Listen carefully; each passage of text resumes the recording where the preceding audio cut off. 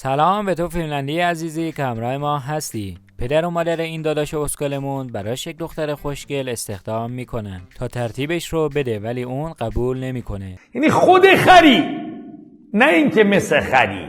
خب قبل از این که بریم سراغ ادامه ویدیو روی این بزن. Oh my god! Wow! روی ساب رو میگم منحرف. توی کانال تلگراممون هم عضو بشید، چون فیلم هایی که معرفیشون میکنیم رو بدون سانسور توی اونجا میذاریم. الکی میگه.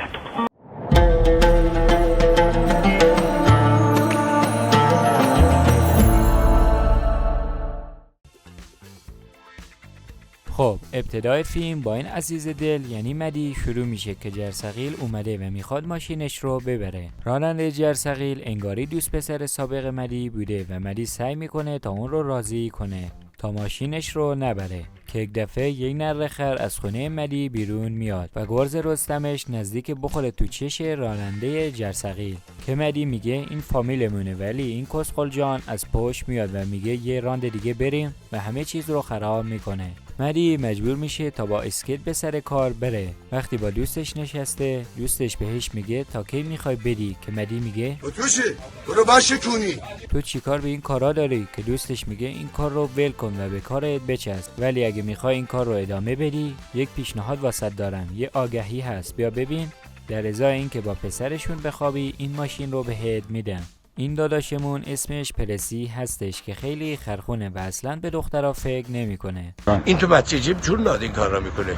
پدر و مادر پرسی خیلی خرپولن، واسه همین میخوان تا با استفاده از یک دختر کاری کنن تا پسرشون با جامعه آشنا بشه. دلت نخواد. توی صحنه بعدی میبینیم که مدی به خونه پدر و مادر پرسی واسه آگهی رفته، که پدر و مادر پرسی میگن این پسر ما خیلی خرخونه و همش سرش توی گوشیه، تو سعی کن بهش نزدیک بشی و اونو به جامعه نزدیکتر کنی، در عوضش ما اون ماشینی که آگهی کردیم رو بهت میدیم.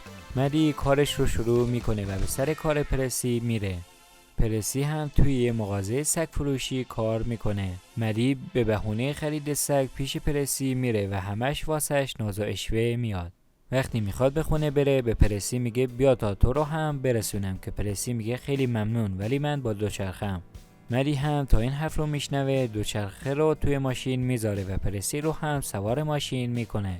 مدی به در خونه خودش میره که پرسی فکر میکنه که اون رو گروگان گرفته و اسپری فلفل توی چشمای مدی میزنه.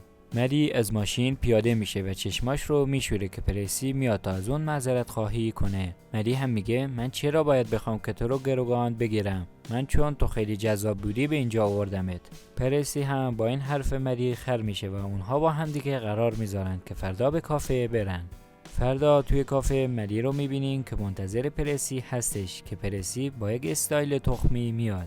مدی سعی میکنه که مخ پرسی رو بزنه و کاری کنه که باهاش بخوابه، ولی میبینه که پرسی خیلی اسکل‌تر از این حرفاست. این کس آدم میپرونه خاک تو سرت بکنه آشغال کثافت. مدی بعد از کافه پرسی رو به ساحل میبره که پرسی همش کس و شعر میگه که ساحل تعطیل، نجات غریق نیستش و از این حرفا، ولی مدی جلوی اون همه لباسهاش رو بیرون میاره و کاملا لخت میشه. خدایا شکرت ای خدا. بعد به پرسی میگه بیا توی آب. پرسی هم لباسهاشو بیرون میاره و پیش مدی میره. مدی هم از فرصت استفاده میکنه و خودش رو به پرسی نزدیک میکنه که از شانس بده چند تا دختر پسر مست به کنار ساحل میان و لباسهای اونها رو بر میدارن. مدی هم لخت از دریا بیرون میاد و اونها رو میزنه و لباسهاشون رو پس میگیره. بعدش اون قهر میکنه و سوار ماشین میشه تا از اونجا بره، که پرسی میگه وایسا لباسامو پس بده و روی کاپوت ماشین میپره. مدی هم گاز رو میگیره و حرکت میکنه. پرسی پشماش از این حرکت مدی ریخته که یک دفعه ماشین پلیس رو میبینه که به دنبال اونها راه افتاده. مدی هم چون گواهی نامه نداره سرعت ماشین رو بیشتر میکنه و هر جور هست از دست پلیس فرار میکنه. بعدش با همدیگه به خونه مدی میرن و مدی برای پرسی شیک میزنه. توی این دنیا یکی رو هم نداشتیم که واسمون شیک بزنه. آخه این درست خدایی. مدی نزدیک پرسی میشه تا عملیات رو آغاز کنن، ولی همان حالا پرسی حساسیتش میگیره و مدی مجبور میشه که پشت اون رو کرم بزنه، یعنی خاک بر سرت که داری این عزیز دل رو حیف و میل میکنی. نشستم به در نگاه میکنم، دریچه آه میکشد. پرسی به مدی میگه اگه فردا با هم بیای تا به بیرون بریم شاید باهات بخوابم. مدی هم قبول میکنه. روز بعدش مدی و پرسی به بیرون میرن و با همدیگه خوشگذرونی میکنن تا اینکه توی ساحل اولین بوسه‌شون اتفاق میفته. وقتی شب میشه مدی پرسی رو به یه رستوران میبره و با همدیگه غذا میخورن که مدی اون رو مجبور میکنه تا توی جمع پیانو بزنه تا اعتماد به نفسش بالا بره. پرسی هم با تردید قبول میکنه و شروع به خوندن میکنه. گل منو اذیت نکنید، پیشاشو تر نکنید، بعد من بگید کسی سمتش نیاد. پرسی و مدی وقتی نشستن یک دختره به نام ناتالی میاد و پرسی رو به یه مهمونی دعوت میکنه. پرسی هم قبول میکنه و با اون به مهمونی میره. مدی به دنبال پرسی میره که وقتی به پارتی میرسه بهش میگن پرسی توی اتاق طبقه بالا هستش. مدی هم همه اتاقهای طبقه بالا رو میگرده ولی پرسی رو پیدا نمیکنه تا اینکه به یک اتاق میرسه که درش قفله. واسه همین مجبور میشه که در رو بشکنه و وقتی وارد اتاق میشه و پرسی رو با اون دختره روی تخت میبینه و بهش میگه برو بلند شو اتاق مسته.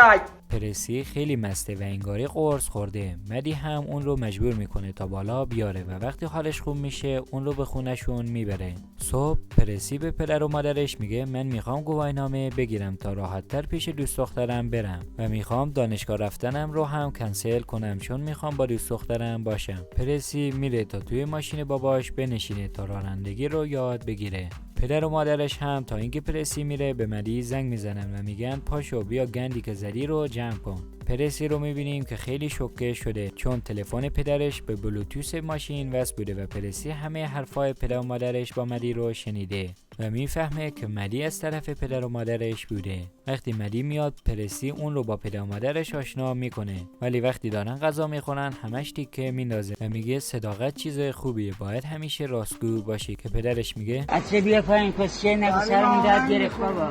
پرسی وقتی غذاش رو میخوره با دوستش اون ماشینی که قرار بود پدر و مادرش به مدی بدن رو به جنگل میبره و اون رو داغون میکنه. پرسی وقتی به خونه میاد با مدی به روی تشک میره که پرسی هنوز کار رو شروع نکرده تموم میکنه. خروس خودتی سلطان، بقیه اداتو در میارن. ریدم من توی این بس.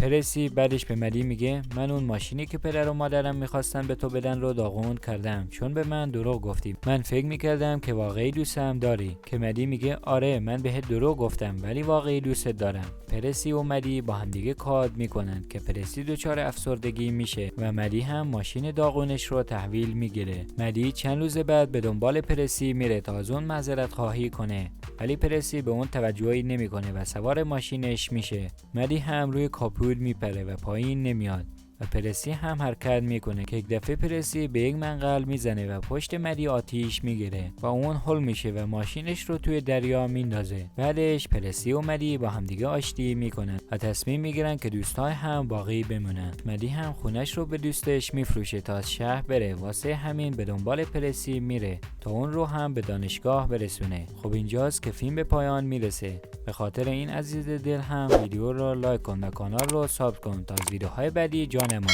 این فیلم رو هم میتونی از کانال تلگراممون دانلود کنی. ممنونم تا اینجا ویدیو همراه من بودی. تا ویدیوهای بعدی خداحافظ همتون.